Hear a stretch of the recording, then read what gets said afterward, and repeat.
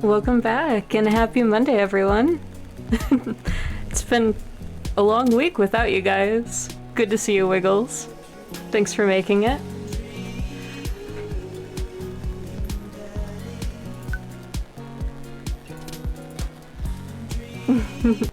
Welcome. You've got dads. Also, I want to say, before we start, that stream might be a little weird today, or at least very short. It is still 87 degrees inside, and we do not have AC. The humidity in this room is currently at 67. And I have a fan, but it can only do so much.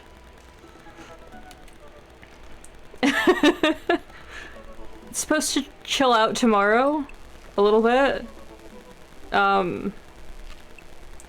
Ooh, yeah, sunburn's the worst. Yeah, it's supposed to start cooling down a little bit here. Let me double check by how much, because I don't think it's actually by a lot. Today's a high of 88, tomorrow's a high of 79 with a chance of thunderstorms. 77, 79, 76.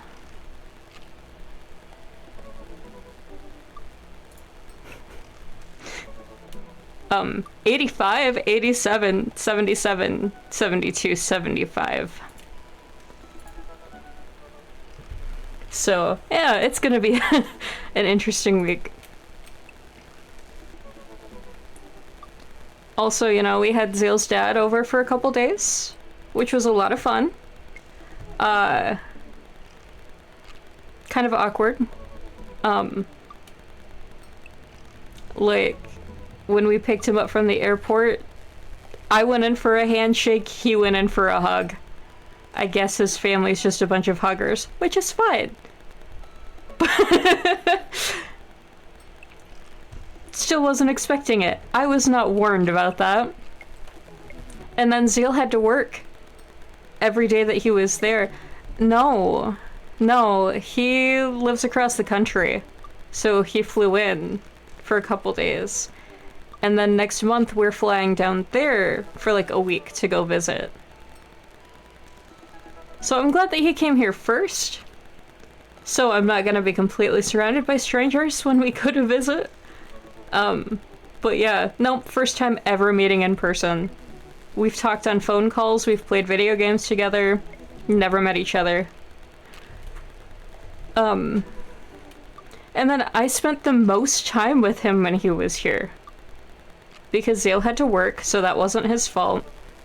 But then his brother had the day off, and I mean, they did go to the garage and hang out and fix his moped, but then I got invited to go shop for parts with them, and we went and, like, got food and drinks and at the farmer's market and stuff too. But I went with them, and then the next day he didn't leave his room at all before he had to work. His brother didn't. Which, like, you'd think he'd want to spend time with his dad? Yeah. Very strange. And I spent a lot more time on the main floor of their house than I usually do. Because I made a cake. Partially because I wanted to, and partially because, I wanted to be nice. Because I didn't know what to do with myself. And then I made dinner. For everyone. And he gave me some constructive criticism, but it was constructive. I don't really cook egg noodles. He taught me a trick because mine were a little bit starchy. That's fine. But yeah, pretty much. That's what it felt like. And like, yeah, he had to work the next day, but not until afternoon. He could have gotten up early. And then we kind of made him come with us to drop him off at the airport.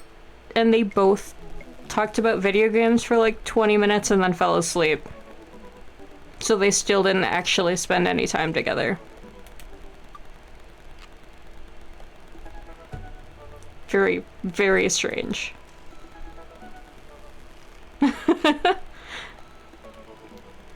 It's very sad.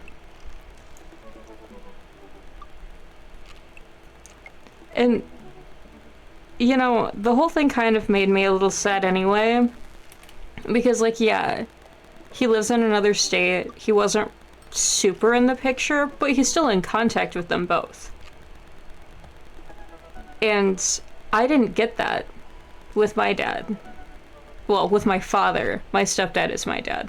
But my father moved out of state and only talked to me because his ex-wife wanted to see me. Not because he did.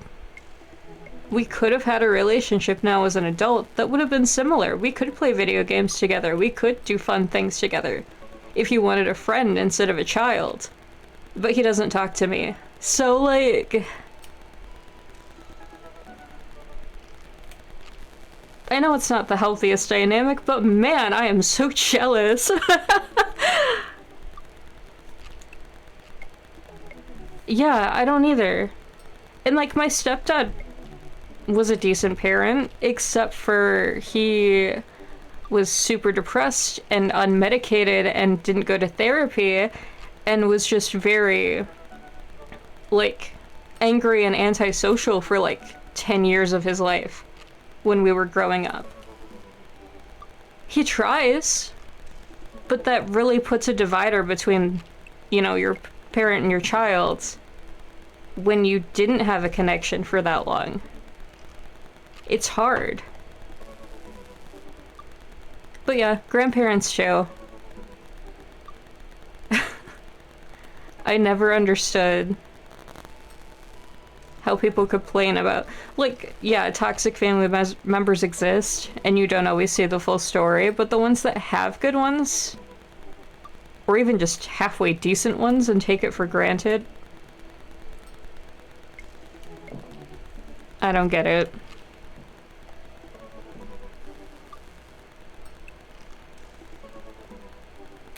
Yeah, yeah, and that's so nice. My great-grandma, when she was still alive, lived like 2 blocks from us, and we used to go walk down to her apartment and visit her and just chat, and she'd give us, like, she got government cheese and like canned foods and stuff that she wouldn't eat, so she sent it home with us, and we came and had like holidays with her and just chatted with her and did fun things with her all the time.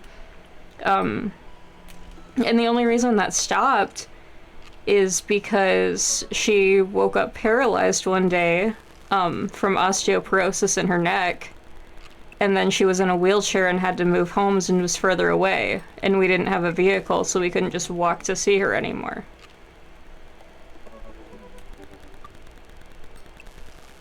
And I used to see another set of grandparents every other weekend when I was with my father's parents. We used to go and visit her parents all the time, my grandma's. Every other weekend I got to see everyone. My mom's parents, we used to live with them, we kept in touch with them, we always go to see them on holidays. My grandma's teaching me how to make quilts. I'm making one for Zeal for Christmas. Like, we do fun things together. I used to go hiking with them all the time and canoeing and stuff. But my other set of great-grandparents just weren't fun at all. They were super, super strict. And it was weird. We only saw them on holidays as an obligation, and none of us wanted to. Because they didn't want to see us. Because they didn't like my grandma, and my mom was too similar to her mom. So they didn't like her either. And because they didn't like my mom, they didn't want to see us. We didn't even see past their living room in their house until they passed away. and my grandpa inherited it from them. So I understand that being close to grandparents like that, but the family that's good to you... What? And I went to a family dinner, it was a couple weeks ago now, and my grandma was there, and she threw a fit because I called my father by his first name instead of calling him Dad. And nobody else noticed except her, and she made a huge deal about it and said that he earns that title of being my dad because he paid child support. Yeah. Doesn't matter that he wasn't there even when I lived with his parents for 2.5 years. Doesn't matter that he didn't help me in college. Doesn't matter that he doesn't see me or talk to me. Child support.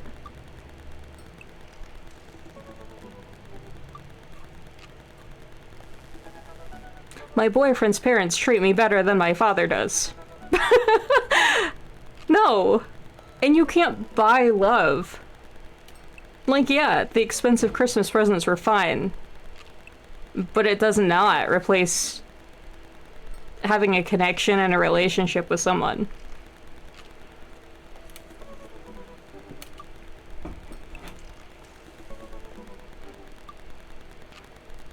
But they have enough of a connection that he pays their phone bills. He gives them, like, he randomly gifts them video games that they can play together. They play video games together. They don't have a typical dynamic because he's the fun parent and not an actual parent. But he cares.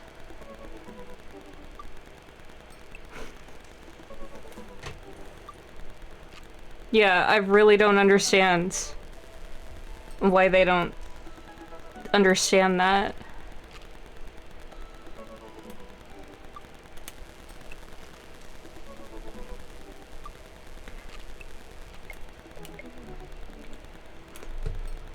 I'm also kind of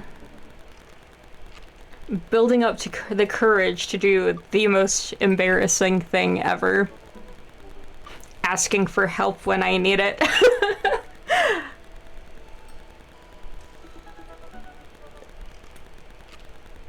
I don't really have summer clothes, and I made a list of things that I don't have the money for. And Zeal doesn't have the money, and I don't want to ask him anyway. But I know that if I ask, his mom will probably help me with that. But it's the problem of actually asking. Like, yeah. On vacation next month, we're going swimming, and I don't have a swimsuit, but I also don't want to ask you for money for a swimsuit.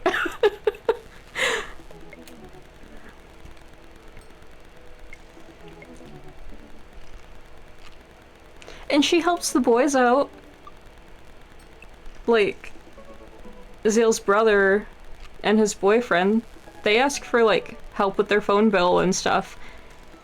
And they have to do chores, and she pays it for them. I do chores for free! I have no doubt that she would. I'm just too embarrassed to ask her. Because I feel bad.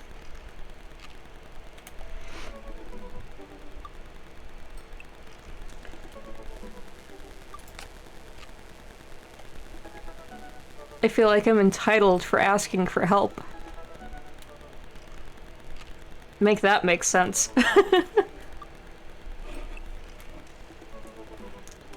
Yeah, see, I don't have that problem because my parents don't have money. They ask me for help.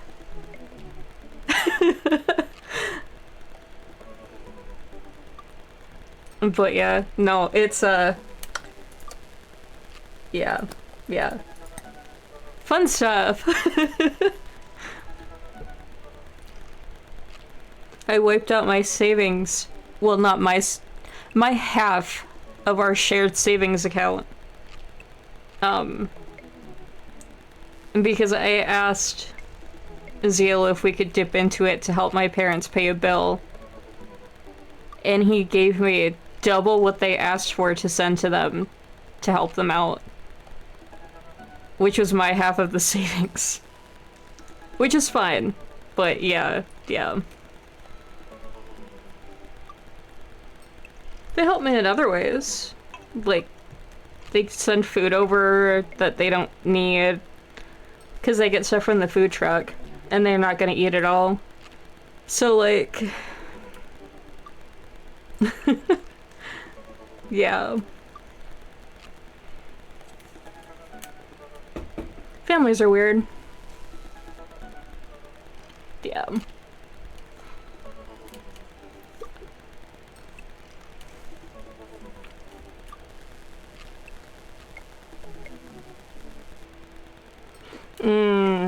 Oh, I bet. I definitely know people like that too.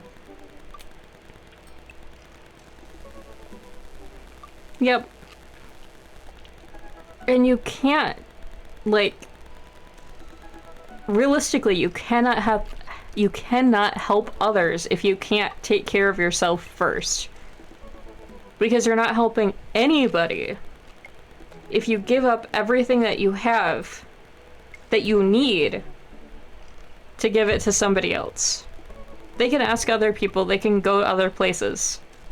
But you need to take care of yourself first because you know they're not going to return the favor. Either because they can't or because they just don't want to.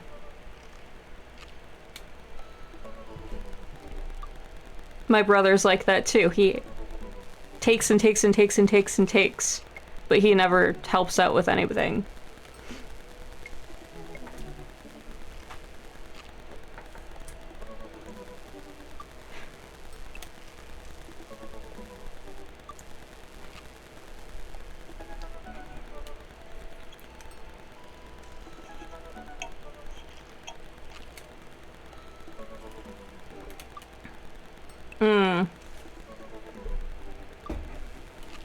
Oh no.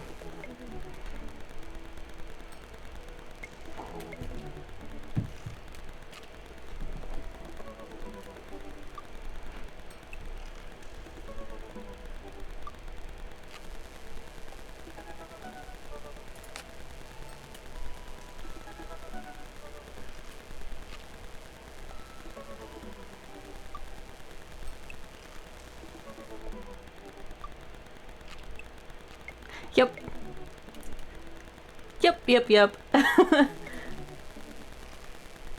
had a friend like that. We're not friends anymore.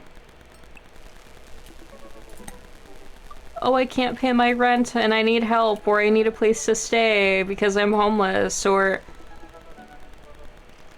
Well, the only reason you're living with me is because I'm living with my parents and you showed up unannounced when I wasn't home and they were too nice to tell you no. And now you want me to buy you a new phone because you dropped yours in the lake. Yeah. Even though you work full-time and, barely pay us rent. Honestly. Crazy. People are so entitled.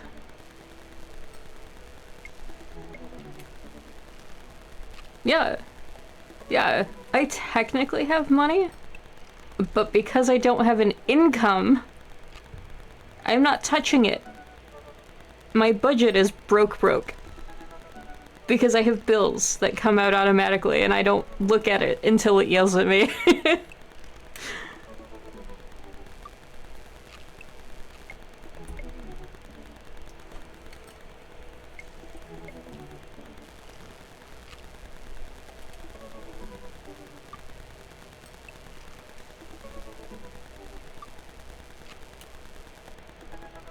Yeah.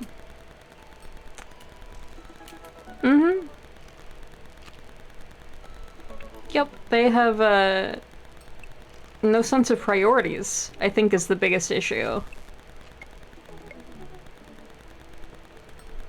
But alrighty, are we continuing with Damien, or are we picking someone new today? 100% Damien. I had a feeling.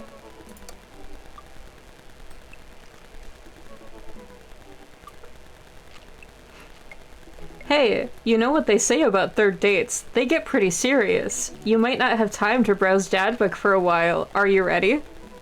Are we sure this is the option? We don't want to explore other ones first?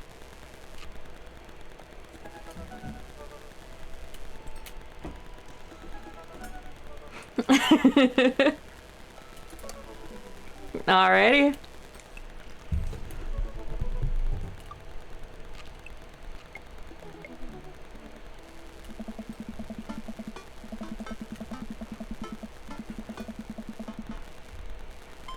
Ever since we had that picnic in the graveyard, Damien and I have been spending a lot of time together. We go on nighttime strolls pretty regularly. He was so impressed by the first letter I wrote him that he insisted we only communicate, quote, by post instead of through Dadbook. I initially protested, but he gave me one of his old signet rings to use as a seal for my letters, and I couldn't say no. Hanging out with that goth dad again? Please, Amanda, you know his name. And yes, be honest with me here, Pops. Is he actually a vampire? Signet. That makes sense. My bad. It's not a word I see a lot.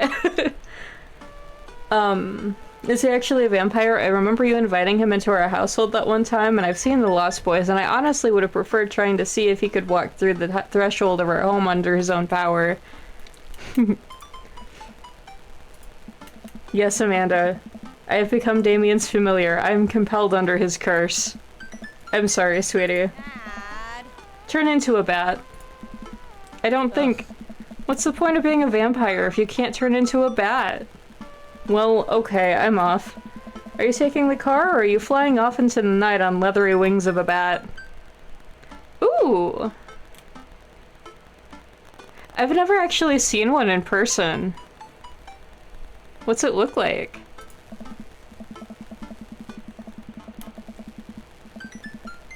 One of those. While I'm out, can you throw away the garlic bread that's in the freezer so I don't die? That would be great. I'm sure they are. They're the ones that have the pattern that go into the...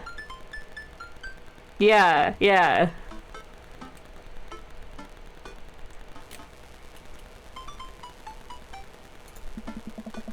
Interesting. I'm keeping it there as insurance, you understand, right? That's my girl. Damien and I walk along the water's edge, chatting. Damien's cloak. He hates it when people call it a cape. Damien's cloak flutters behind him in the breeze. I'm still so sad that cloaks went out of fashion. Like, the only time I've ever seen one for sale was at the Halloween store. And frankly, I'm too short for one of those.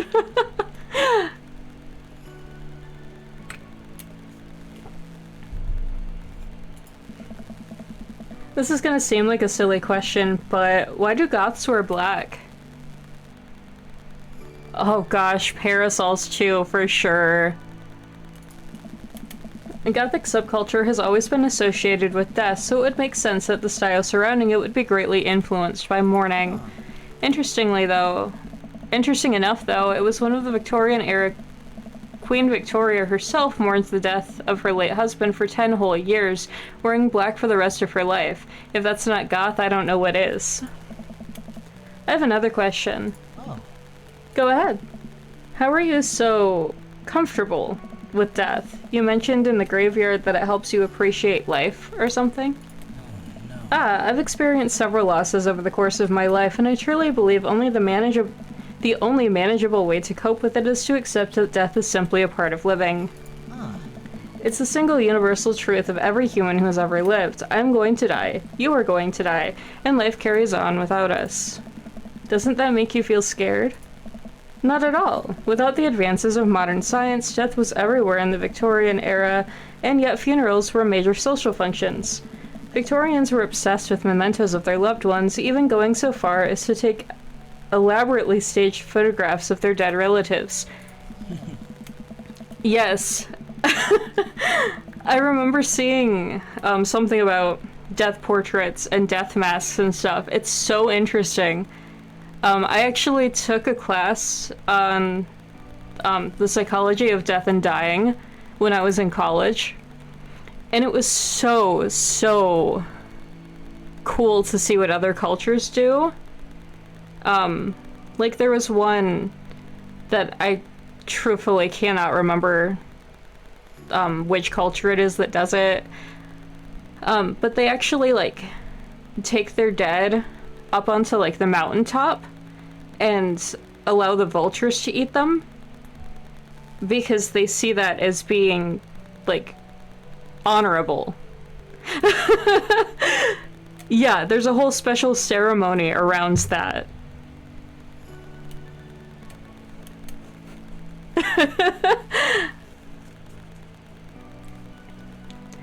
And we also had to go on a field trip by ourselves to a cemetery of our choosing to make a map of it.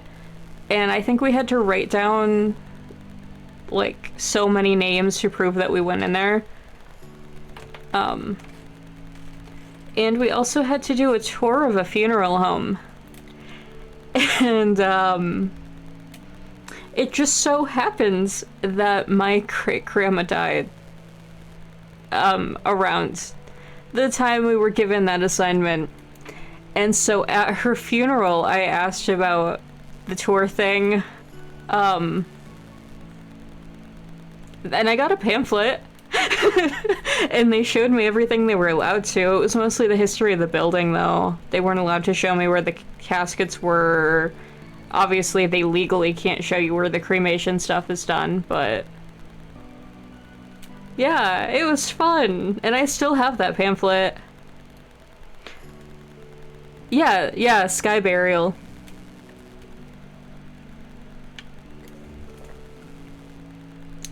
But it was an interesting class. And I think we had to do individual field trips just because it was an online-only class.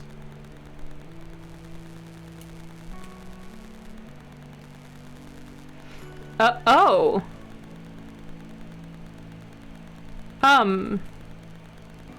Yeah, that's a little odd.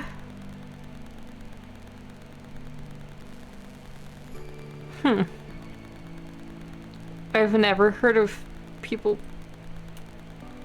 taking the full bodies back home.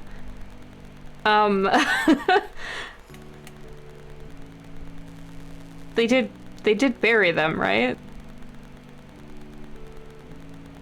I really hope that was just for like a celebration of life and then they took care of it, cause ooh. Okay. I can see that.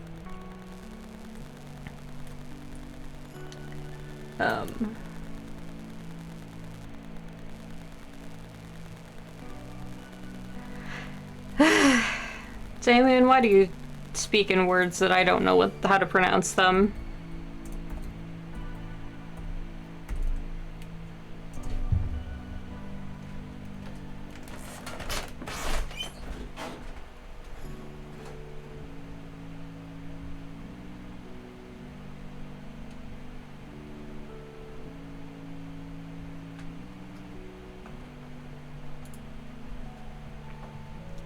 The second word.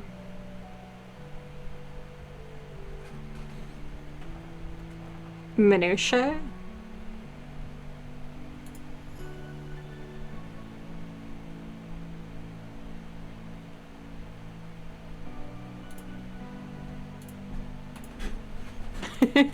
Awesome. The minutiae of mourning was so complex that there were set periods of grieving that were deemed acceptable based on who in your life had passed. Now we don't have any of that. If you lose someone, you end up feeling lost yourself because we have no modern equivalent of these formalities. We need to allow ourselves time to grieve, to feel that loss fully, but not allow it to consume us. So no, I'm not afraid of death. I believe it was a waste to spend your life dreading the end of it. I agree. The time we have here is brief and fleeting and occasionally cruel, but is at all times precious. To stare death in the face and live despite that, I think, is a noble existence. Let's save the mourning for the dead. I completely agree with that. It also... Man, I hate to tie it to religion, but at the same time, if you're living your life for an afterlife that may or may not exist, I feel like you're wasting it. Because it's the now that matters. It's what you do right now that matters.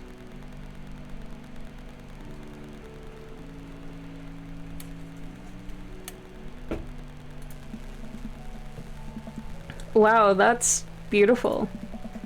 I can see the moonlight in the bay glint off of Damien's eyes. He smiles. We turn to the harbor and watch the ships pass, breathing in the salty sea air. I look to Damien again and can't help but feel entranced by his charm, his mystery. I find everything about him so fascinating. I lean in closer to Damien, closing my eyes as I do so. I'm so sorry. I have to take this. Oh, Damien steps away from me to answer his phone. Oh no, I hope it isn't Lucian again. After speaking in hushed tones for a few moments, Damien returns to me. Everything okay? Oh my. There's an emergency. Lucian? Huh. No, thankfully, but I must take my leave. Oh, okay. Is there anything I can do to help? Dads do have to stick together, right? You know it. Huh. Then come. There isn't time to waste. I completely agree. The finite is more precious than the infinite. Even if it's just because, you know...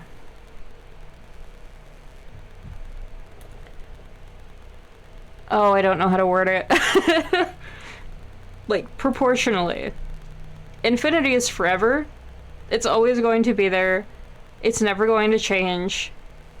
But the finite means more because there's less of it. And we don't know how much time we have, which makes it all the more precious.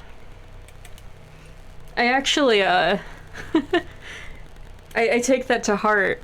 I got a tattoo done that's part of a compass and part of a clock with an arrow going through it, because, you know, not all who wander are lost, but it does point in the direction of, like, it's the northwest third of a compass, because I lived in the northwest part of my state. And the clock is because time is precious.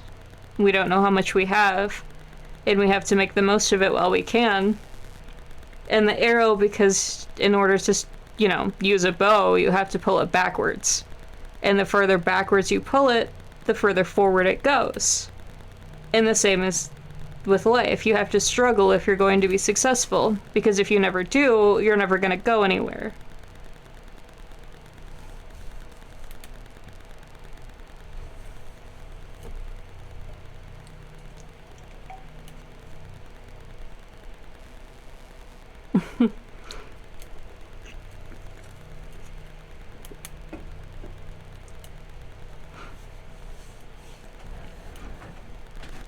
I'm glad that you do.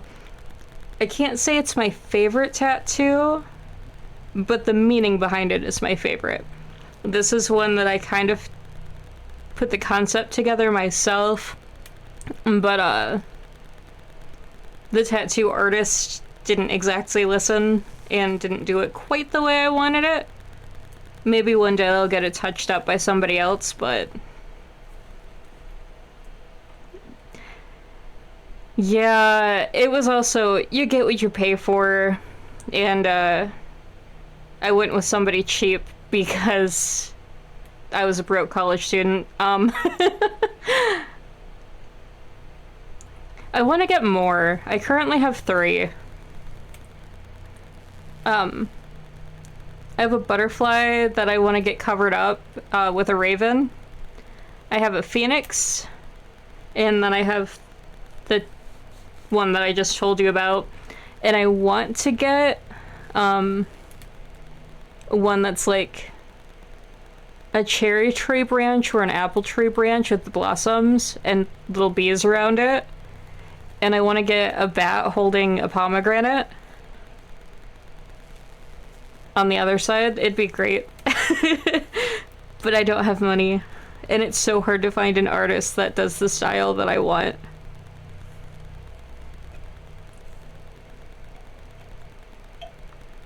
Because I'm picky and I don't want it to be hyper realistic because they never age well.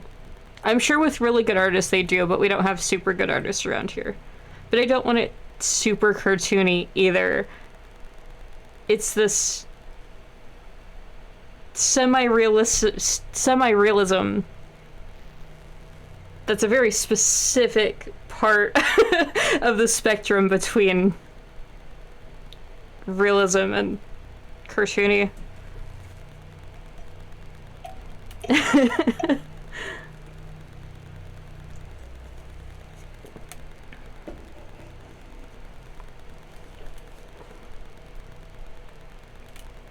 Aww.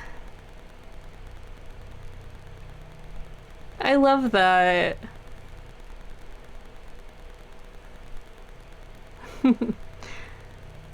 I do want to, at some point, get one for my cat, too. But I don't know what I'd want to do for him. And I should have time. He turns 3 on Wednesday, actually. But he's also mildly disabled, so... And by that I just mean he's, like, mentally, stunted.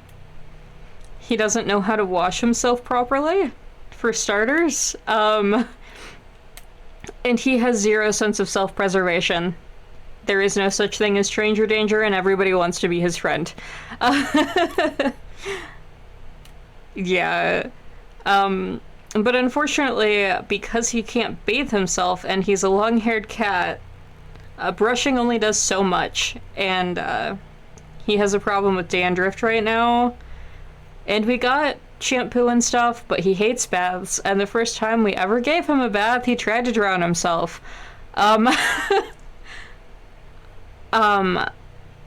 We don't shave him. I'm hoping that the shampoo will help, and shaving will be a last resort. But yeah, it's my bad because I forgot that he couldn't do it, and now it's a problem. See, he doesn't not. Every once in a while he gets one like on the back of his legs, but he really doesn't.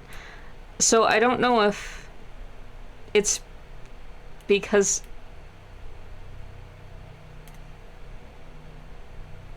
I don't know if we just brush him often enough it's not an issue, or if the other cats bathe him, or at least enough to keep him somewhat groomed.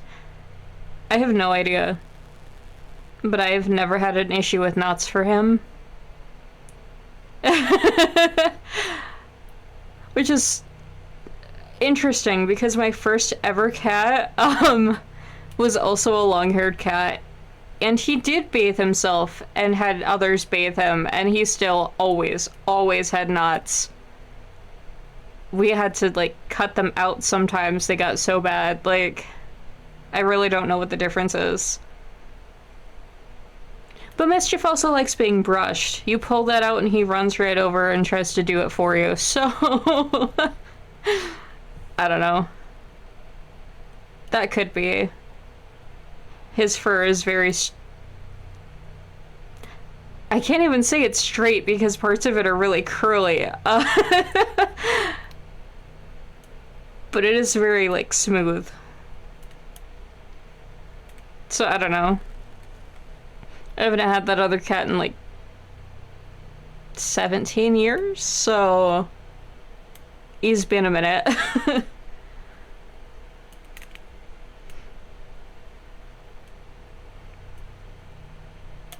Yeah, I also got him when I was 4, so it's, you know, the details are fuzzy.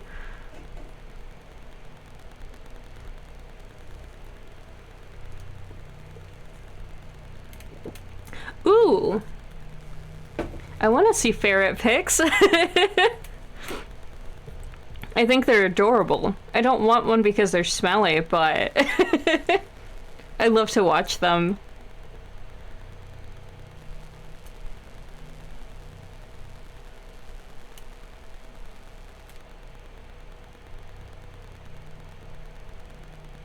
No? Oh, that's impressive.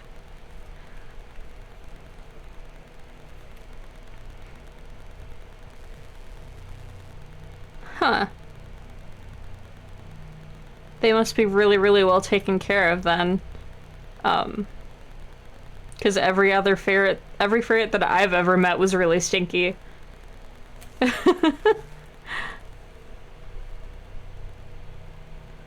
Oh my goodness! Oh, what a precious baby! Aww.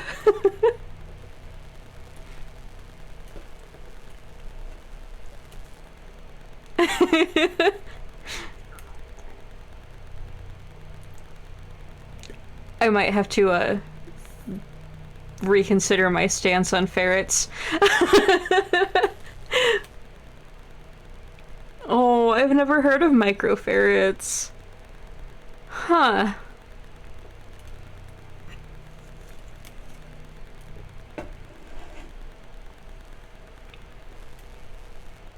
I don't think we're ever gonna get one either.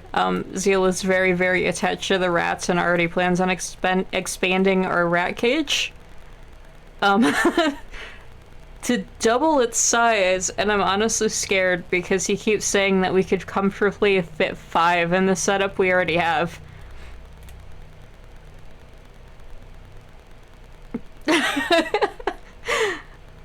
Like, okay, we can already fit 5. And now you want to double the space and connect the cages together. How many do you plan on getting, sir? Truthfully, you could push it and put 12. I'm not advocating for that.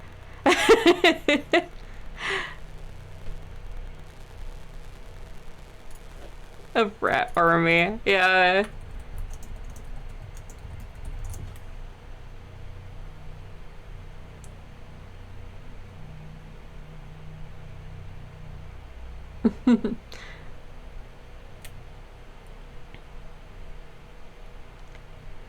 So you know what's kind of funny? Is that one of the names for a group of rats is a mischief. So we'd have a mischief of rats and a cat named Mischief. Because that won't be confusing.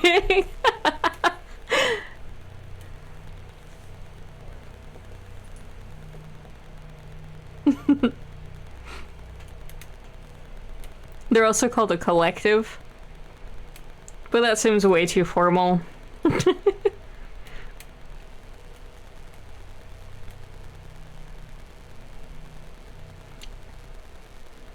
Let me double check this before I say something that's not right, but I think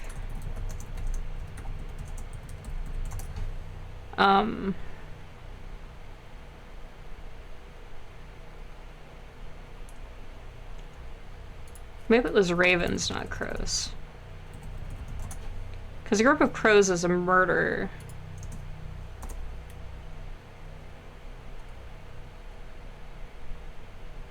Nope, that's an unkindness. I thought those might also have been a mischief. Ah, well. Anywho. After a short drive in silence, we arrive at a rundown building on the outskirts of town. Where are we?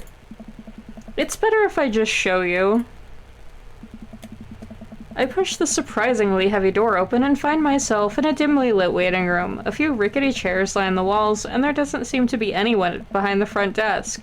There are a few paintings and pictures on the wall, but they're so nondescript, I'm still unsure what kind of place this even is.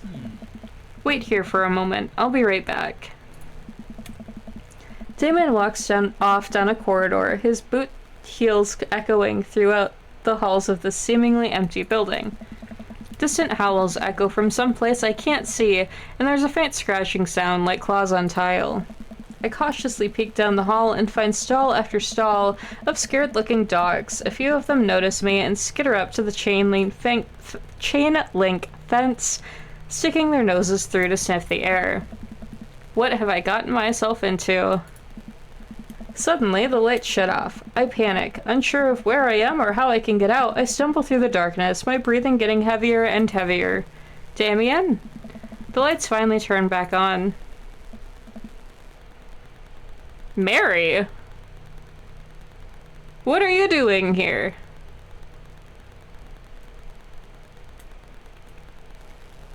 Hey, sailor. Mary, what are you doing here? Oh, god damn it.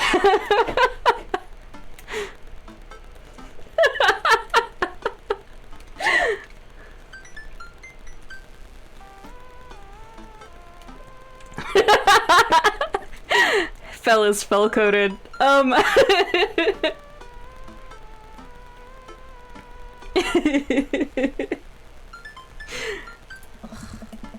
The odds are crazy. You aren't here for the fight club? I don't want to get punched in the face. Great, because this is an animal shelter. A what? We take care of stray animals, and then people adopt the stray animals. Didn't you see the pets when you walked in? Oh, sorry. I didn't really expect you to see you volunteering at an animal shelter. Wow. Okay, kid, way to put me in a box. James, you hear this baloney? Just one moment. Thunder cracks and a door bursts open. Appearing from the shadows, I see... Damien?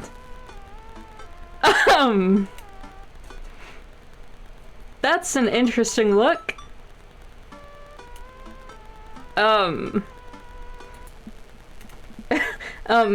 Hey. It's Damien. He looks completely different. No cloak, no Victorian-era clothing, no makeup. I wasn't planning to share this side of me until much later, but I'm not as goth as you think. I don't like the uniform. I understand wearing something you don't mind getting dirty, and the ponytail is fine. But no. No.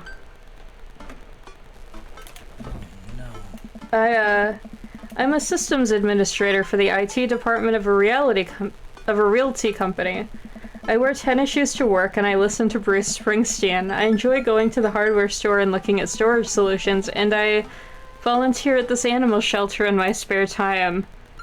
Oh, who does he remind you of?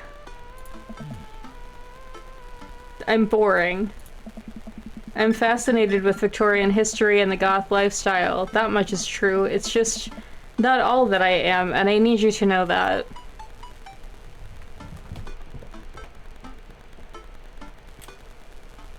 Milo?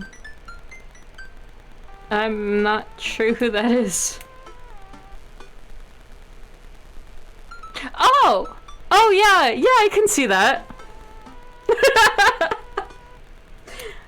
Yeah. Yeah, no, you're right. You're right.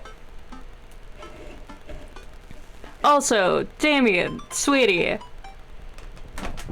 Being Victorian everything all the time would be exhausting. Of course that's not all you are. Like, hello?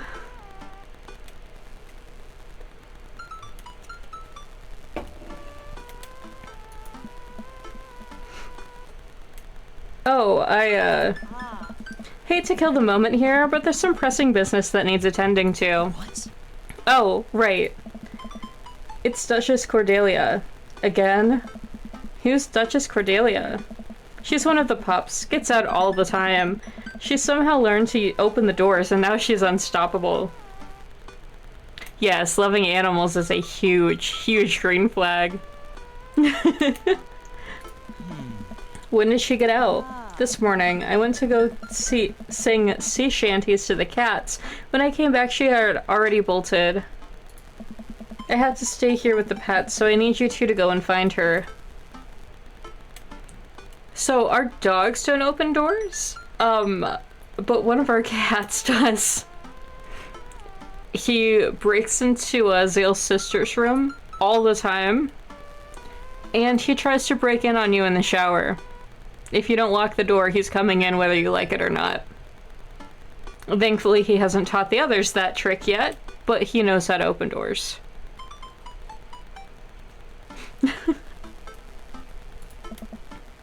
Of course. Where could she be? She always ends up running off to the same places. Here, let me just draw you a map. Oh no.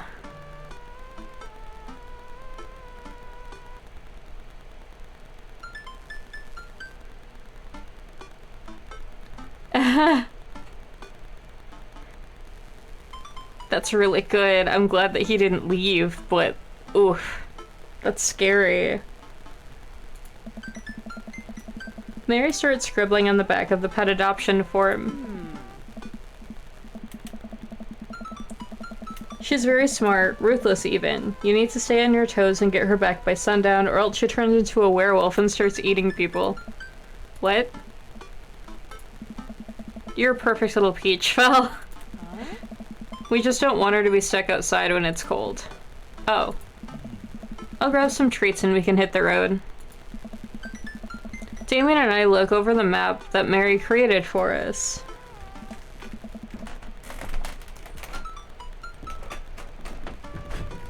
Oh man, I'm Nerd's house?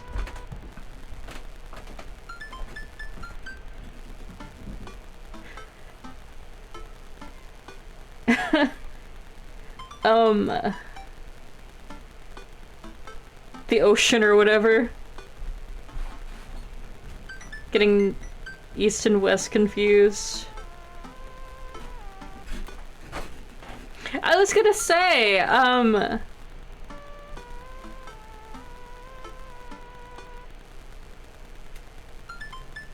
well, obviously Mary marked herself. We're Nerd's house. We know who Coffee Dad is.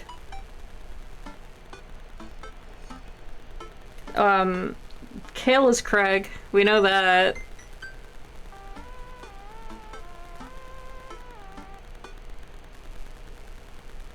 Smalls is Robert. Dames is Damien.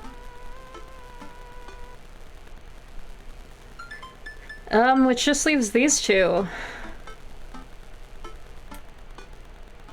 I agree. She needs to back off. I know, never eat shredded wheat. It's not that hard.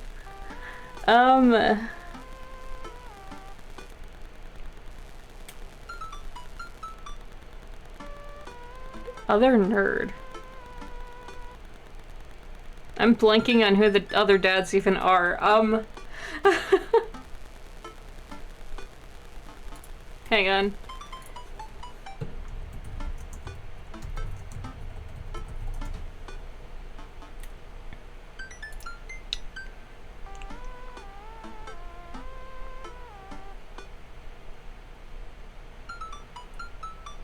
Man, I need names so bad. So...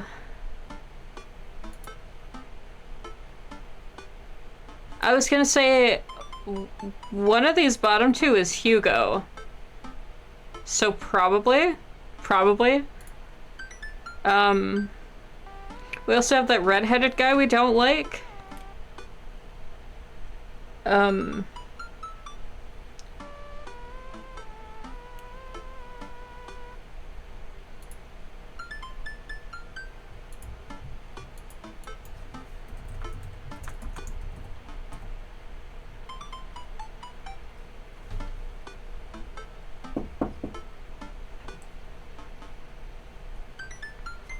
Oh, Batali. Oh, Mario's the chef, so yeah, the other nerd is the teacher.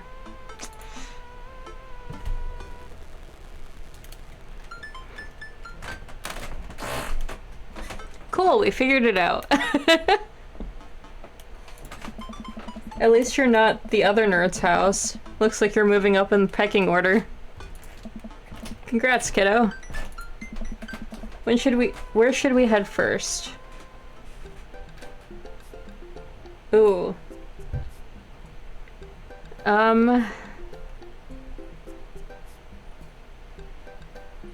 That's a tough choice.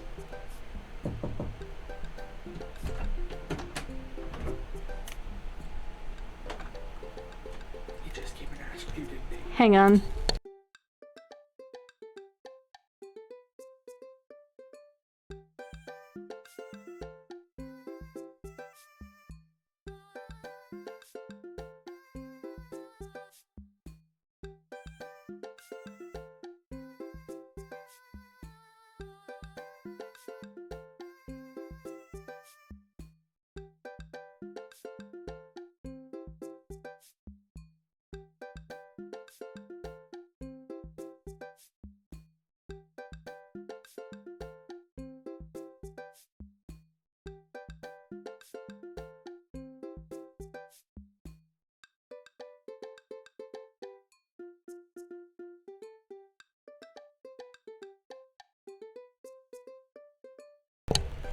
Sorry about that. Somebody lost their registration for their moped. So, softball field. Sure. I think that makes sense too.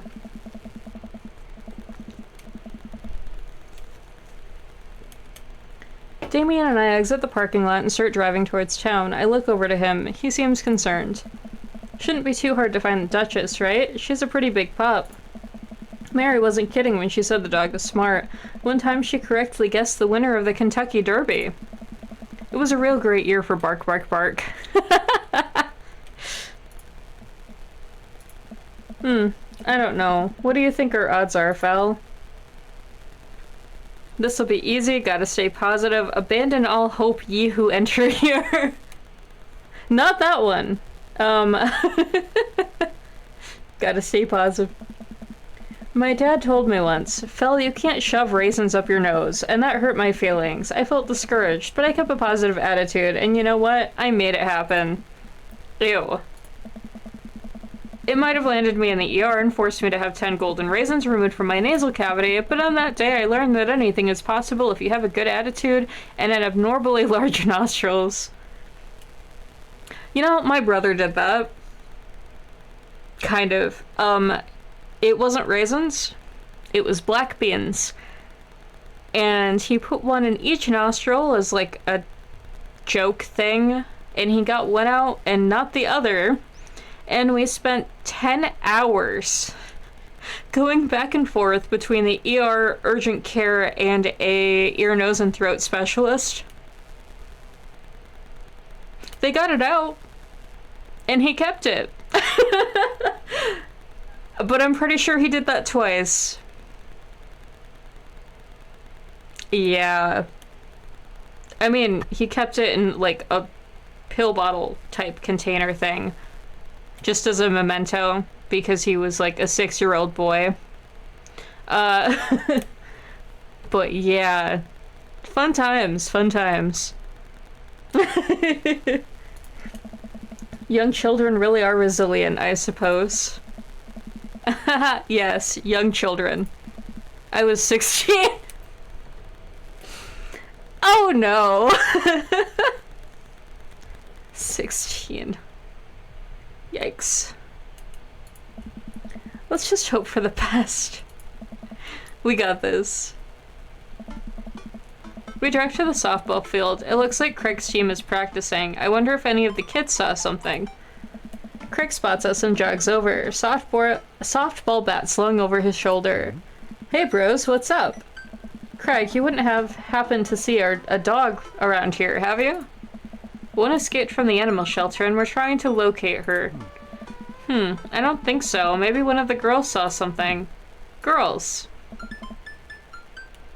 Hi, Amanda's dad. Hi, Lucian's dad. We have names. And girls, have you seen any dogs around? Yeah, a huge dog ran through here A second ago, you just missed it. We tried to play fetch with her, but she just took the softball and ran. I think she ate it, actually. She was a lot of dog. Here, take another softball. Might come in handy later. Many thanks, Craig. Cross that off the list. But if she was just at the softball field, then either the aquarium or the coffee spoon, do you think?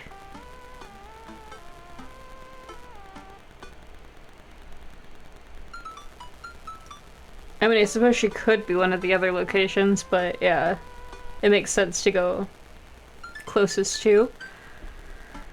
I don't know, man. Neither of this seem like a place for dogs.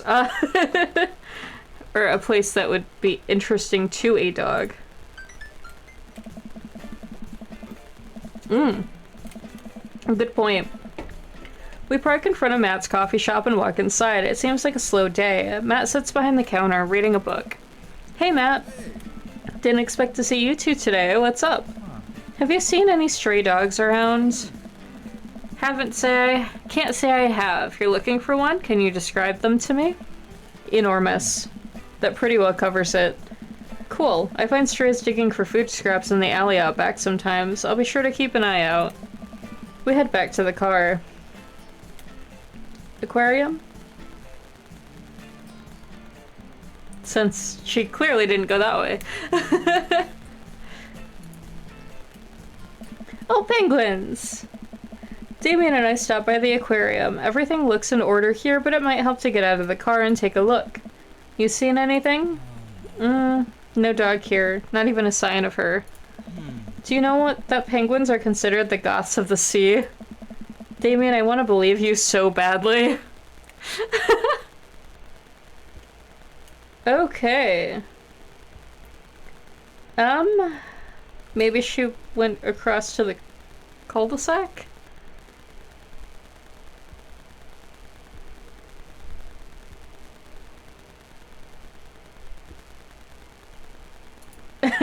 I love how we're both, I guess.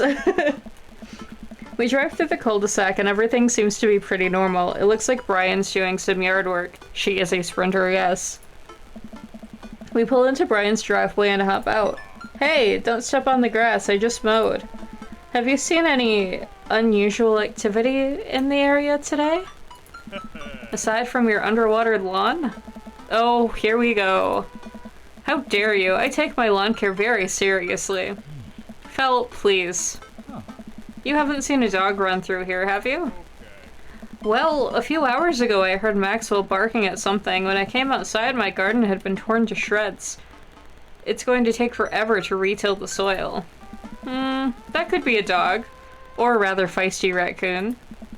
Whatever it was, it must have been hungry. Ate all my tomatoes. I'm very sorry to hear about your garden. If you need assistance restoring it to its former glory, please don't hesitate to contact me. Will do, buddy. Good luck finding that dog. She's probably still hungry. I wonder if she's looking for more food elsewhere. I fear that the hours are growing short. We must make haste if we are to find Duchess by sundown. Damien's looking more stressed out by the minute. I gotta think of something to lighten the mood.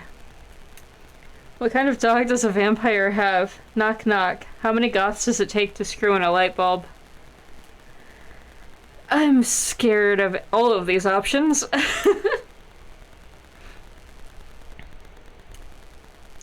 What kind of dog does a vampire have?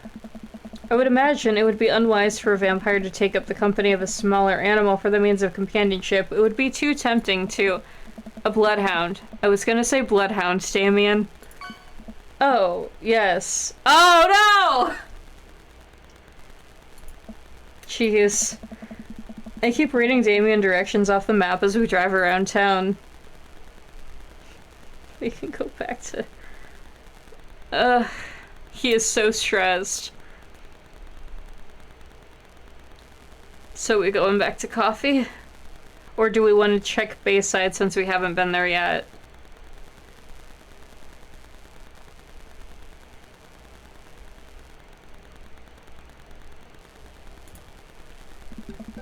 We arrived back at the Bayside.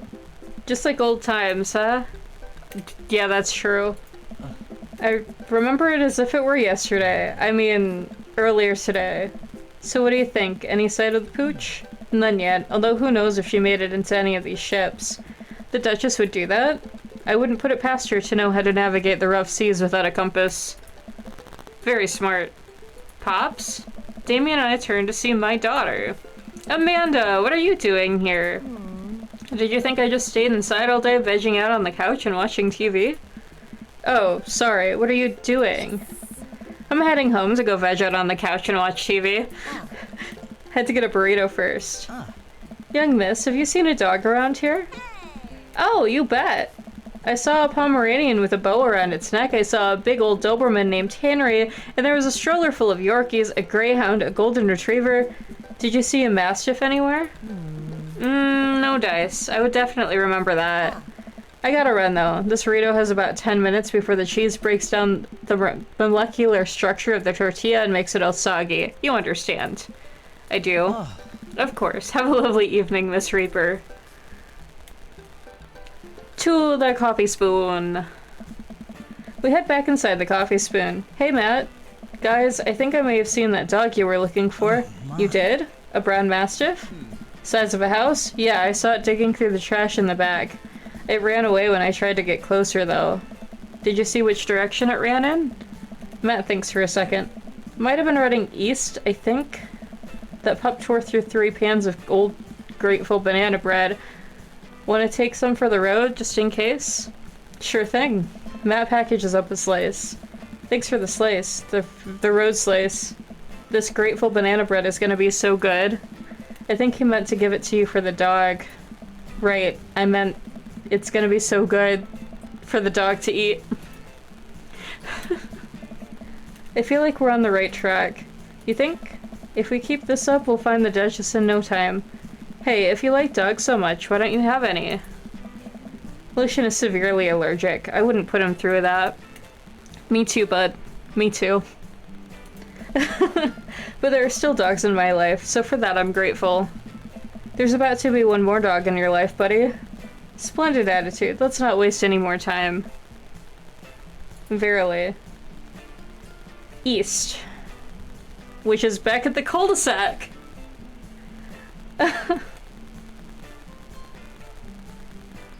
Yep, yeah. I know so many people that are allergic to cats that do that. I try to do that, with the dogs. Thankfully, they don't usually bother me too much, except for when they decide they're gonna sleep on my pillows instead of the end of the bed.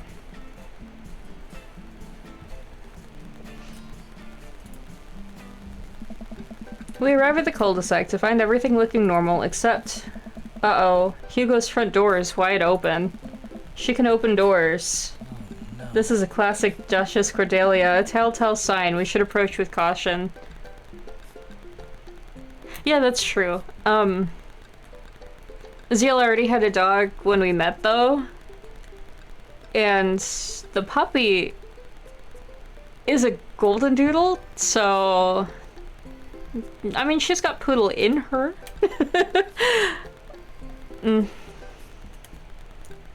Yeah. Whatever goes down in there, I've got your back. We creep up onto the porch and step inside. There, sitting in the center of Hugo's living room like she owns the damn place, is one of the biggest dogs I've ever seen. Yeah. Yeah. I haven't noticed any issues with Luna yet, so I think that that's gonna be fine. So then it's just Remus. Poor guy.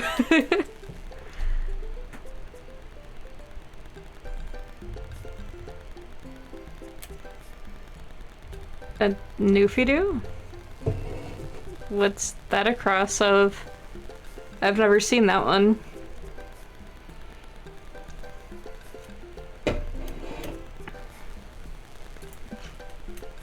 Woof.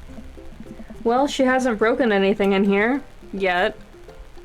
Oh, that makes sense. I kind of assumed, but I don't honestly know dog breeds all that well.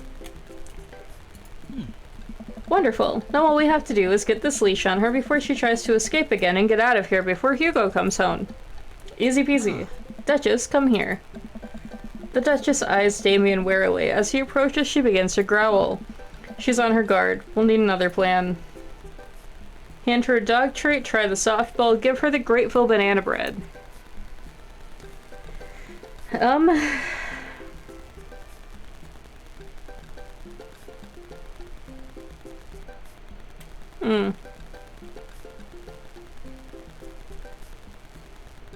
Banana bread?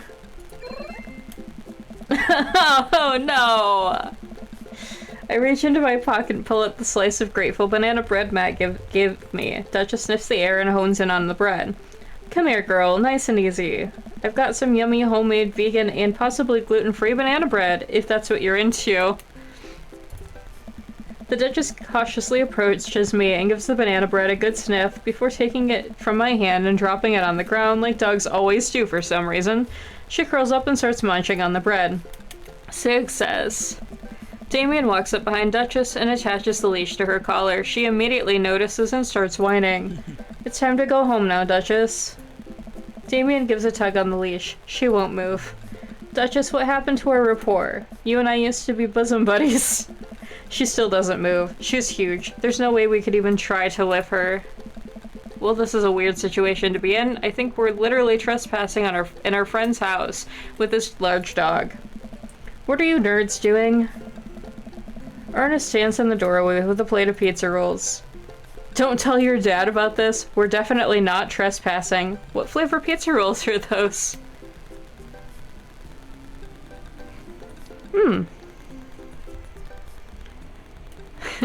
Our dogs get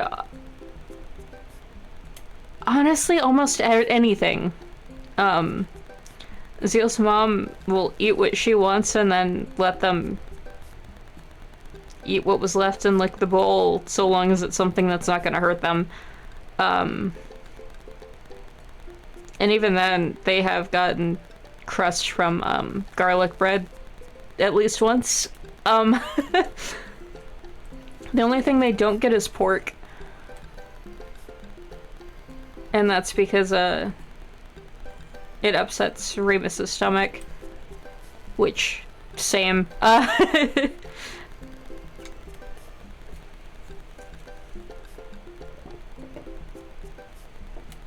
Yeah. My grandparents have standard poodles. And they make a separate meal just for their dogs. Like, they put aside a portion and don't add seasoning or anything that the dogs can't have. And they get their own plates at mealtime. They've done that for years. I think it's crazy.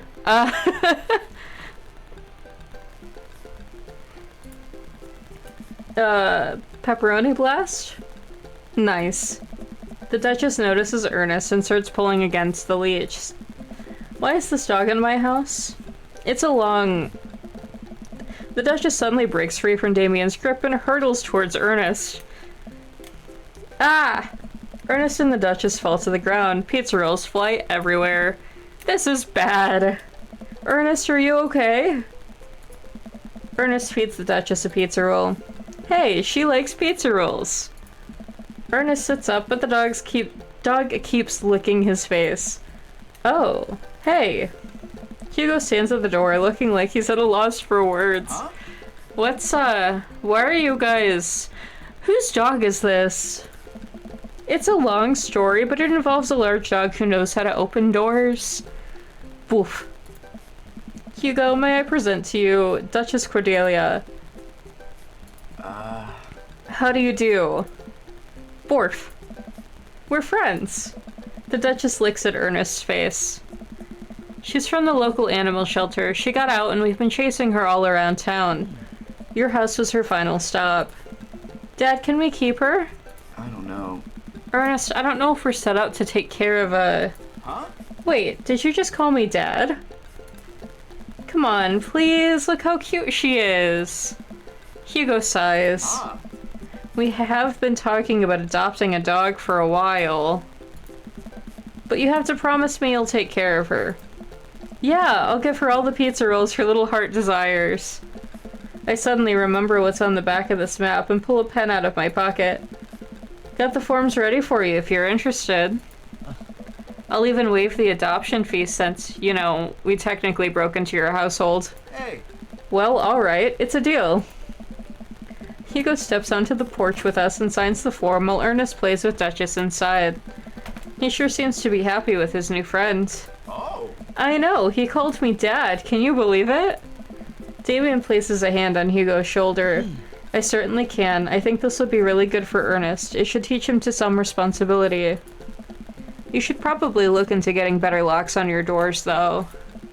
The Duchess is a wily one, but do right by her and she'll love you two forever.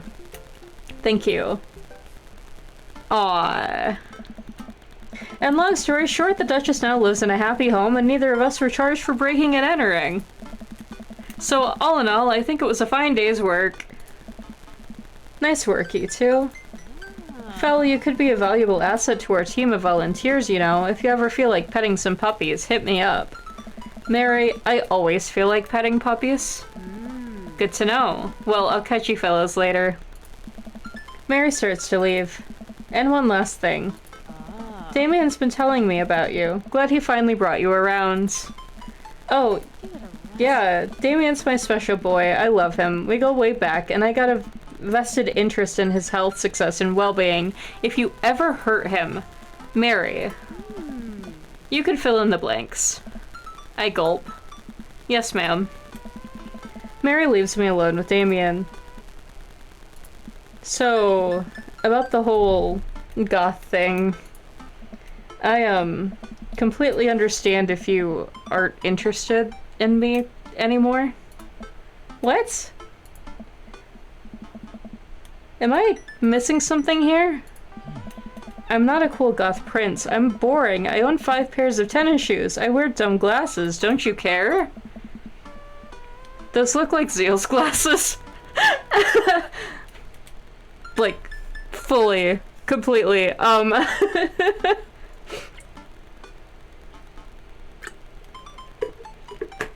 Not that Zeal ever wears his, but, he has them. And he doesn't wear them because he said that they're Jeffrey Dahmer glasses and he doesn't like that, but... Goodness. He looks so nervous. Damien, do you really think I only like you because of all the goth stuff? That's all cool, but the best thing about you is how passionate you are about the things you love.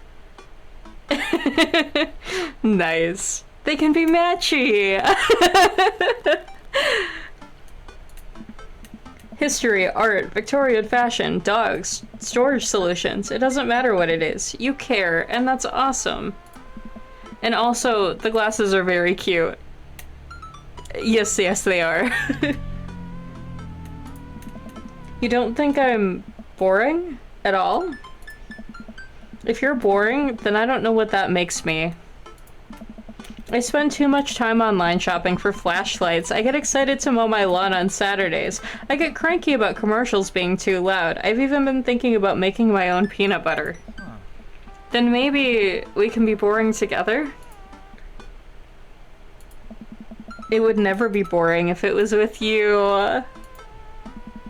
Damien suddenly closes the gap between us and pulls me into a hug. He buries his face in my shoulder. His hair smells like lavender and rosemary. I was so scared he wouldn't like me. Quite the opposite. Damien pulls away for a second and looks me in the eyes. Without colored contacts, his eyes are so dark and so full. May I kiss you? Oh!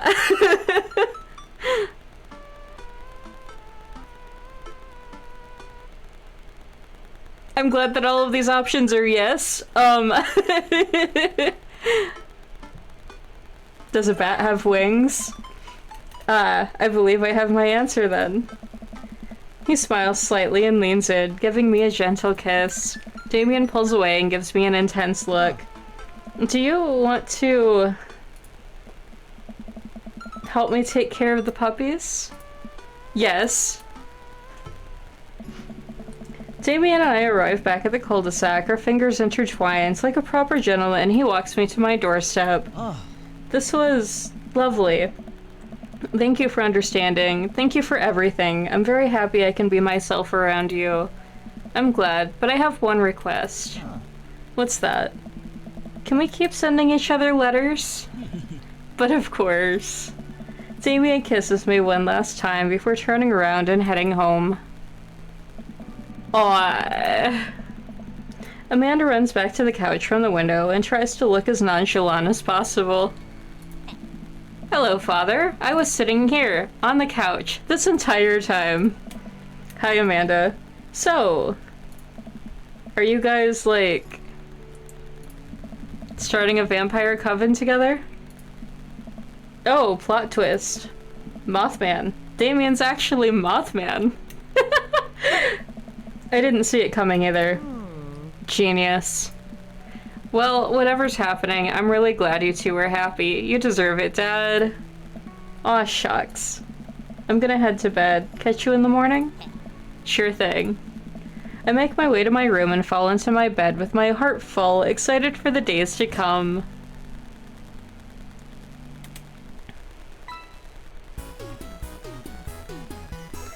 Handyman, Dad Snark, Edwardian, Fang, Werewolf, Ernest. That We got was an the A because we Chinese made a pizza bad jam. joke, but that was fun. I'm not quite sure what that one means. I read it in an article once about the Victorian era.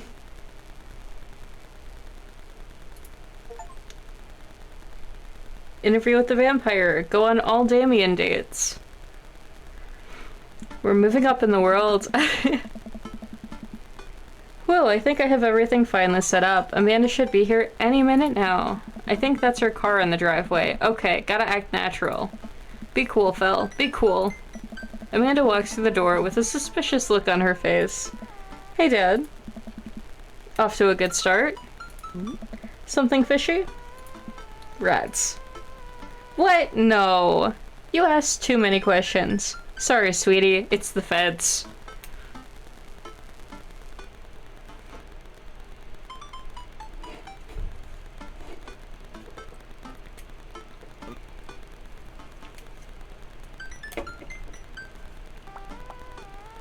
Their humor requires number 3. I agree. That life of crime is finally... that life of crime is finally catching up to you. I tried to send him in a different direction, but even I'm no match for the power and funding of the US government. Well, if they think they're gonna take me alive, they've got another thing coming. I'm kidding. You're right. I have a little surprise for you. Yeah, I can tell. You're very bad at lying. Amanda, my dear, would you care to join me in the kitchen? Father, it would fill my heart with glee. I love their relationship. I lead Amanda over to the kitchen table, where a present lies covered under a tablecloth. It's nothing special, but I wanted to get you a little something. You graduated high school last week, and I know you told me not to make a big deal about it, but... Aw, Dad, I dramatically whipped the cloth off the table. Amanda's jaw drops. No way! I figured you probably won't be able to get cable in the dorm, so I thought it might be nice to take a piece of home with you. A DVD box set of Long Haul Paranormal Ice Road Ghost Truckers. This is all 19 seasons. And bonus material, including commentary with actual ghosts featured on the show. Dad, I love this. Thank you. She gives me a big hug. I'm glad you like it.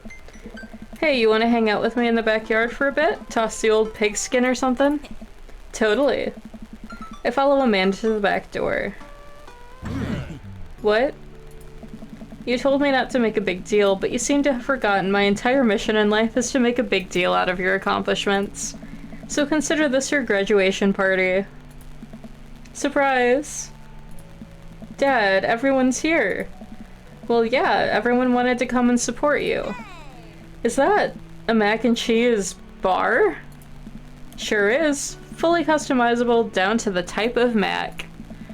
And there's an ice cream cake, the good kind with the crunchies in the middle. I don't know what to say. Don't say anything. Just go have fun with your pals, alright?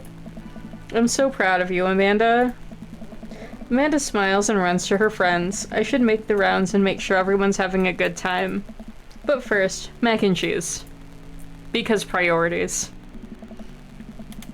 I walk over to Mary, who's having a lively conversation with Amanda. We have a real fluffy Samoyed? Right now, his name's Harold, loves belly rubs. He always tries to lick your face if you get too close. Miss Christensen, thank you so much for telling me in great detail about every single dog currently at the animal shelter. Please tell me about the Afghan with the 3 legs again. Sure. Quadro, we call him. It's one of those ironic nicknames. You know, if you're really interested, I could probably steal one for you.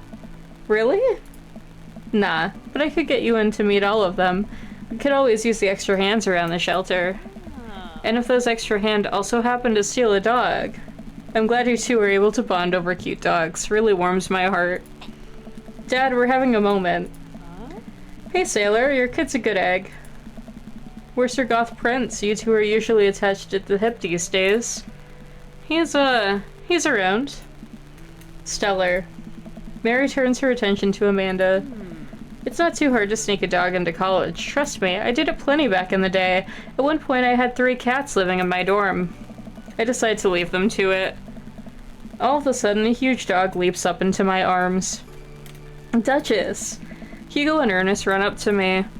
The Duchess gives my face a few broad licks and hops down. I don't know. We're, working on that. Got her into disciplinary classes. She's a wild spirit who runs where she may. I don't mind at all.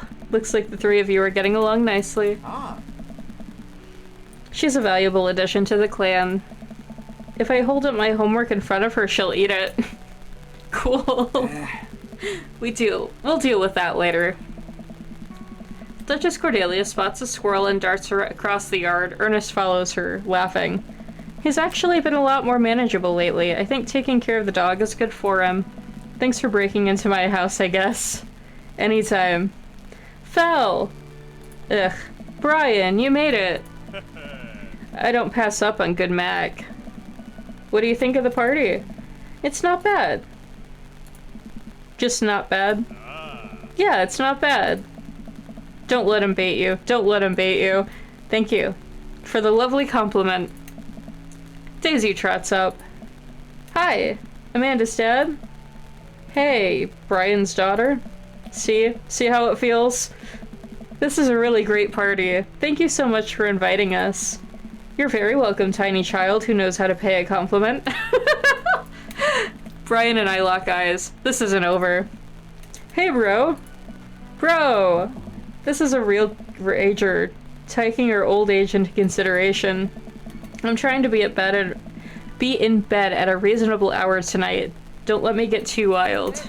Don't worry, dude. I'll keep an eye on you, on your fruit punch intake. You know, I'm really glad we're bros again. Let's hit the gym sometime soon, huh? Sure thing, dude. Briar and Hazel peek out behind Craig. Hi, little ones. Hello. Hiya. Thank you for all the ice cream cake. Wait, girls, how much of that did you eat? Briar ate 4 pieces. Ask any witness. No, I didn't. Hazel ate 4 pieces and wants to pin it on me because we look alike. I have your face. Nobody will ever believe you. Oh boy. I'll let you guys figure this out. Good seeing you, Craig. Let's hang out soon, yeah? Totally. Tell Amanda congrats for us. Looks like you're settled into this neighborhood quite nicely. Yep, couldn't ask for a better cul-de-sac. Well, I'm glad. Hopefully we'll see you at more church events. We've got a big schedule planned for the rest of the year. Sure thing, Joseph. And maybe if you aren't doing anything later, we could hang out sometime. Sure, Joseph. That'd be great. Well, see you later. Hugo comes up to me with a plate of mac and cheese. Oh. The perfect cheddar to mac ratio. Beautiful work, Fel. Thanks, Hugo. You know, I'm really pleased to see Amanda going to her dream school. I'm glad she turned it around for finals. Me too. That scholarship money will really help. Amanda walks by and pretends not to see Hugo. Amanda, come say hi to your old teacher. Hey! Congratulations on graduating. I knew you were gonna do great things at art school. Ha, yeah, thanks. Amanda starts to back away. Wait, I just realized that you're not my teacher anymore, so I don't have to be afraid of talking to you. You no longer hold power over me. Ah. You're right. Go forth, adult. I can no longer give you detention. Yeah, I'm gonna break anything I want and there's nothing you can do about it. Are you still mad about the time I gave you detention for breaking my globe? Nope. Ah. And I'll have you know that the globe didn't even fit through the basketball hoop in the first place, so... she'll fit into college just fine. Hey! Hey! Robert gestures vaguely to the snack table. Good stuff. Yep. See you later. Oh. Short, sweet, and to the point. I like it. Hey, man. Matt! Let me know when Amanda leaves for college. I'll have a fresh batch of grateful banana bread waiting for her. Thank you. I know she'll love that. Hey, Amanda's dad. I turn to spot Lucian walking up to me. Yes, Lucian. Thanks for inviting me to your party. Anytime, bud. I know we had a rocky start, but I'm glad to know you. I hope you know how much your dad cares about you. Yeah. My dad's had a rough couple of years, and I know that it must not have been easy to raise me alone. He's kind of a weird guy, but I love him a lot, and it seems like you make him happy. So, you're cool in my book. Thank you, Lucian. That means a lot to me. Sure. And let me know if you want me to give you a chicken poke sometime. Thanks for coming by, Lucian. See you around, Fel. As the party starts to wind down, I take a seat on our back porch step. The sun is setting and everyone seems to have eaten their fill. Amanda wanders over and sits down next to me. Killer party pops. What can I say? I was inspired. So, I also have something for you. For me, why? Not to be completely genuine about my feelings for once or anything, but growing up wasn't easy, but it could have been a lot harder if it wasn't for you. Dad, you've really been there for me through everything. There's been times in my life where you were my only friend. I was really scared of going to college and being so far away from you, but I realized that everything you've done for me has been to prepare me for this, and I'm ready. I wouldn't be who I am today without you. Don't cry, don't cry. I swear to God, Fel, if you cry again. You're the best, Dad. I love you. Amanda, and I'm crying. Anyway, that's enough emotional vulnerability for one day. Present time. Amanda hands me a tiny wrapped package. I tear the wrapping off to find a framed picture of me and Amanda. It's us. Kinda shocking all of our photo albums are just picture of me, huh? I figured we needed at least one together before I leave. Amanda, thank you.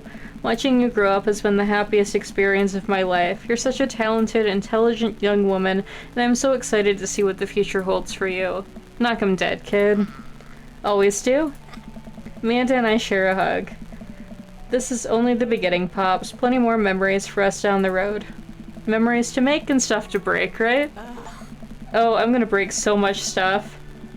Intentionally and unintentionally. You're probably gonna have to pay for most of it. We got an achievement for getting the good ending with Amanda. I just want to point that out.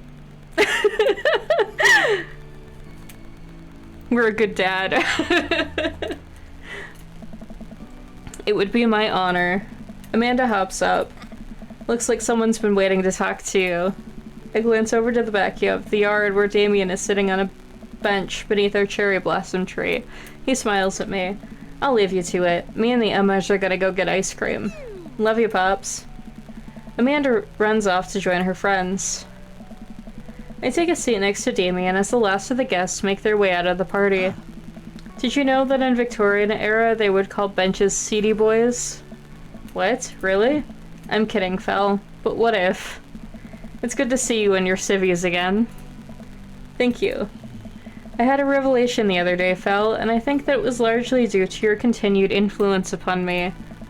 There's a version of myself that might have been embarrassed to show you my true form, my information technology form. But what you said about me, about how my passion was what you truly admired, that emboldened me to feel like myself regardless of how I choose to dress and act. Instead of separate entities, they are simply different facets of myself, a three-dimensional human being with his own thoughts, wants, and needs.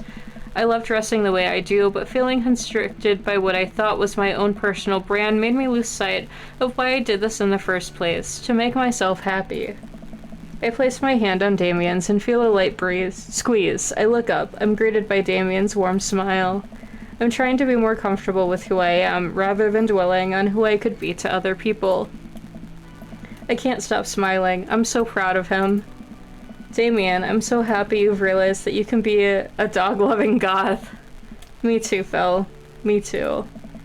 I feel myself inching closer and closer to Damien.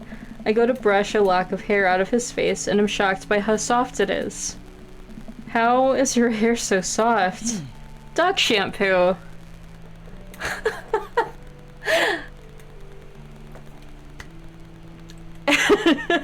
You know, I'm actually, like, really glad that we picked Damien. Mostly because he's a good choice. But also, oh my god, do I relate? Kind of. Like, I don't use dog shampoo, but I do use horse shampoo. And the whole thing about, you know, dressing to make yourself happy and, you know, not having to be something you're not for other people. That's kind of where I'm at right now. You know, to be perfectly honest, I've always kind of hated the way that I look, and I didn't want people to pay attention to me. So it's always been jeans, oversized t-shirts, oversized hoodies, anything to just kind of disappear into. And,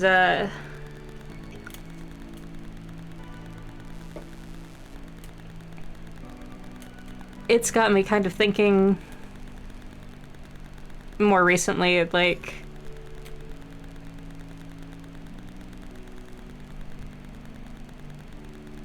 Azil doesn't care what I look like or how I dress. He loves me for me.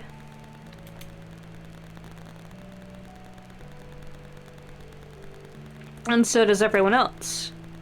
So why don't I? You know? And I think that's a problem that a lot of people struggle with.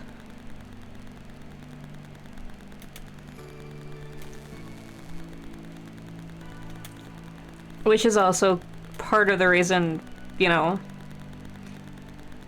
that I feel like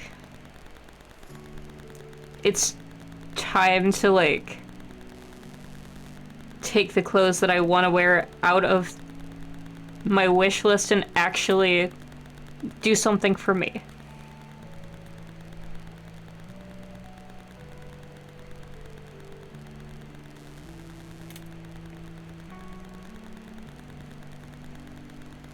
Yeah, I can see that.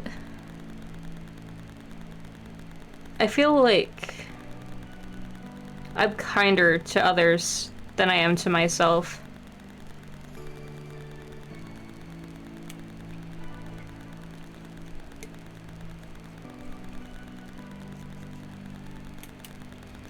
Yeah, yeah. And, like, I've always also been that person that avoids mirrors like the plague. Except to, like, brush my hair or brush my teeth. But if I don't have to look, I don't. And I never have. And I've never cared about fashion because everything was just the first pair of pants and the first shirt that I saw. Because it didn't matter.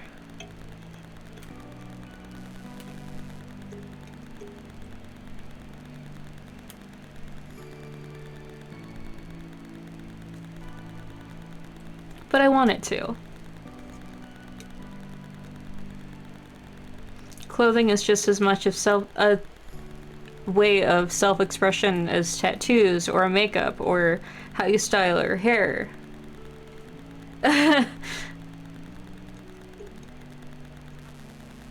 Yeah, I hate having my picture taken too.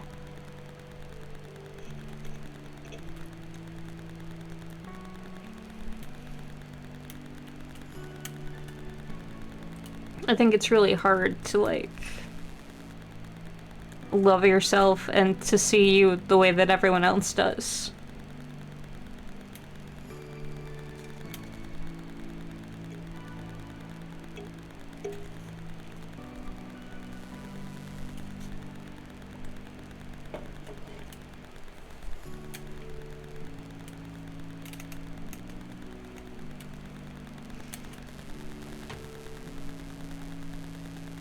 Sorry to turn this, like, really nice moment so serious.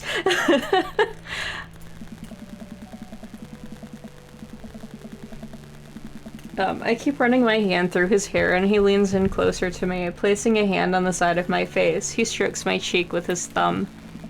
You know, public displays of affection were considered scandalous in the Victorian era. Damien pulls me in for a kiss, but I think I can make an exception for you.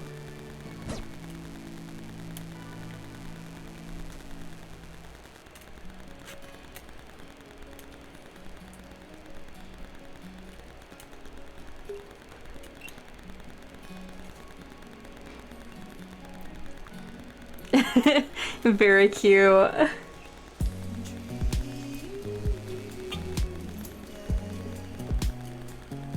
So now the question is, it is the perfect ending. Do we play it again to see the other endings? Or do we move on to a different game?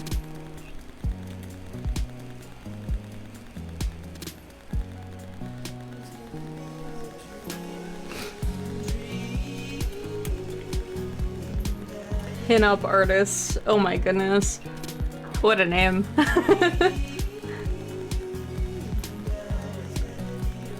Build-A-Dad.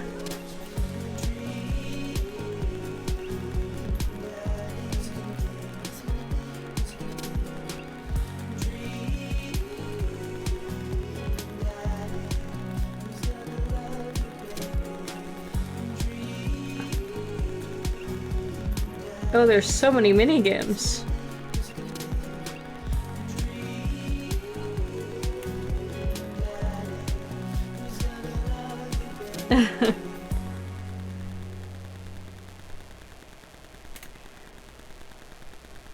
Yeah, I think so too.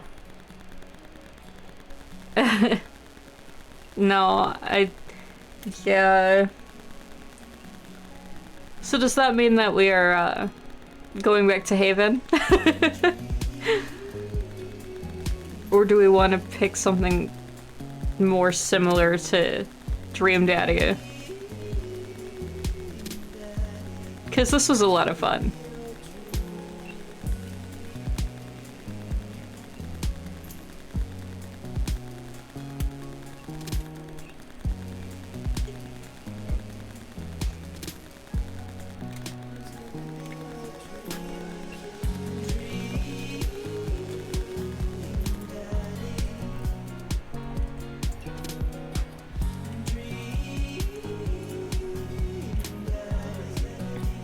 And I did,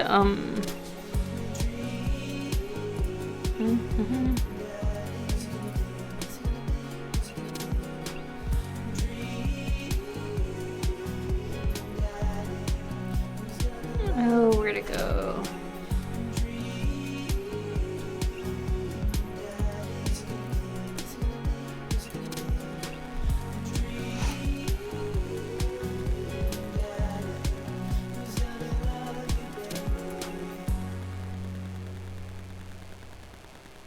Oh, I've heard of Jade Everything. I've looked into it a little bit. That seems like a weird one.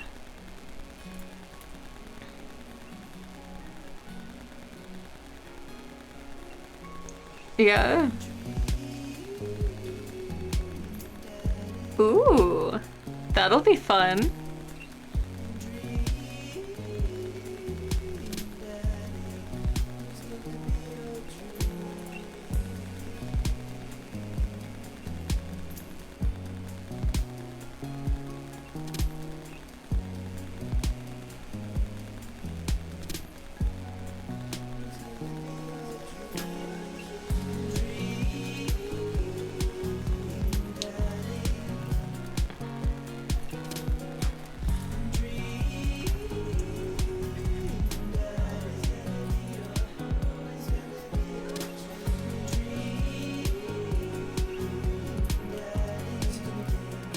That is such a cute picture.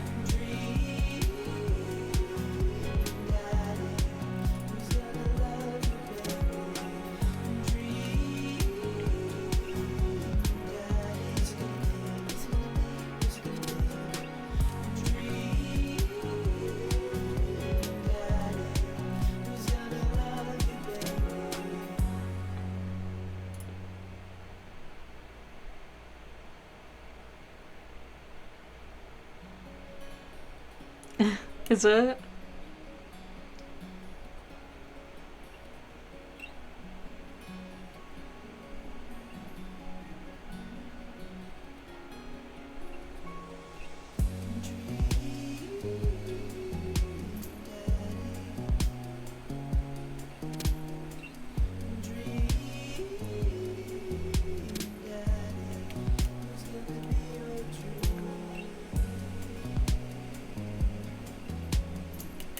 Mm.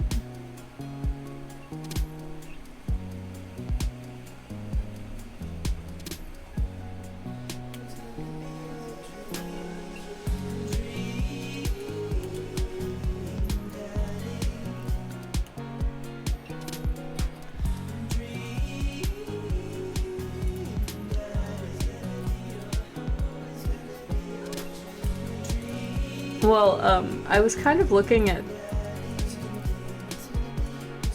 Thank you. If we want another dating sim, why are you freaking out?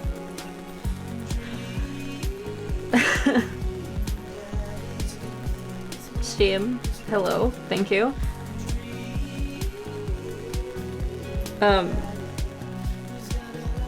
This is a free-to-play.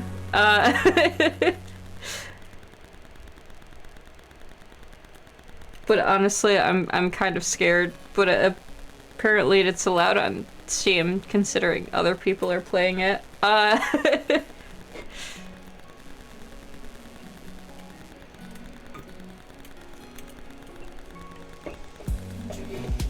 this one says it has options for it to be fully voice acted too. So like, I wouldn't have to read everything. No more super awkward, I don't know how to pronounce this word moments.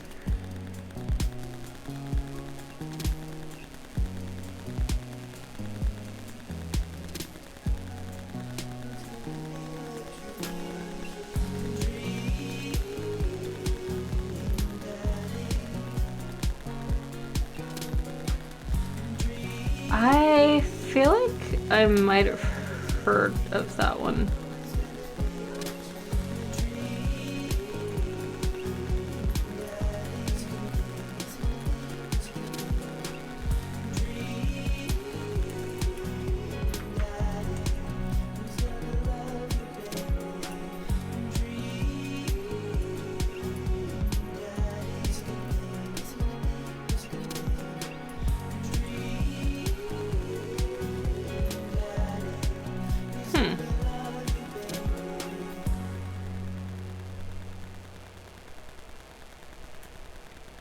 Interesting.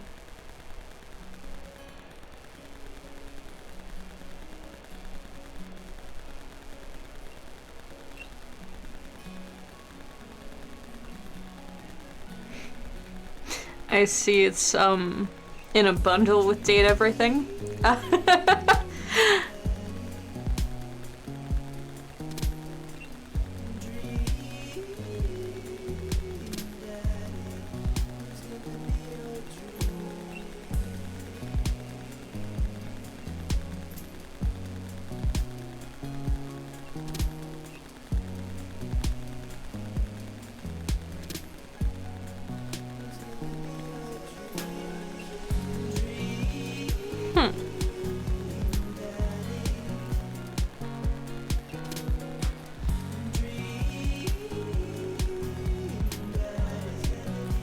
That's so funny.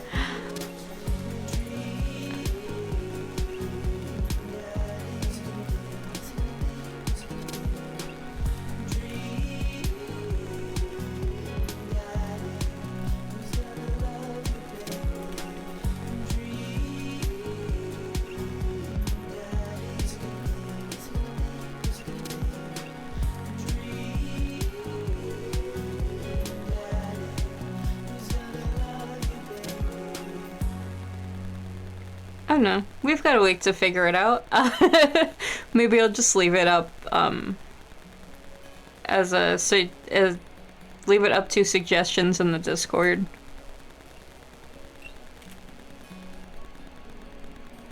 Unless I personally find something that looks really, really intriguing between now and then.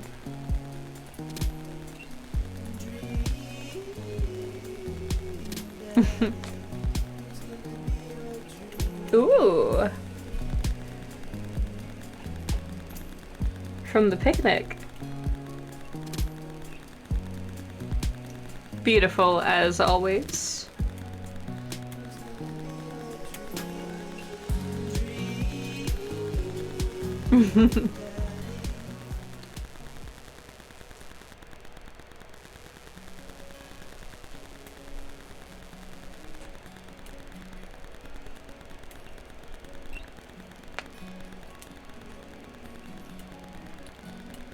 All right, that was a lot of fun.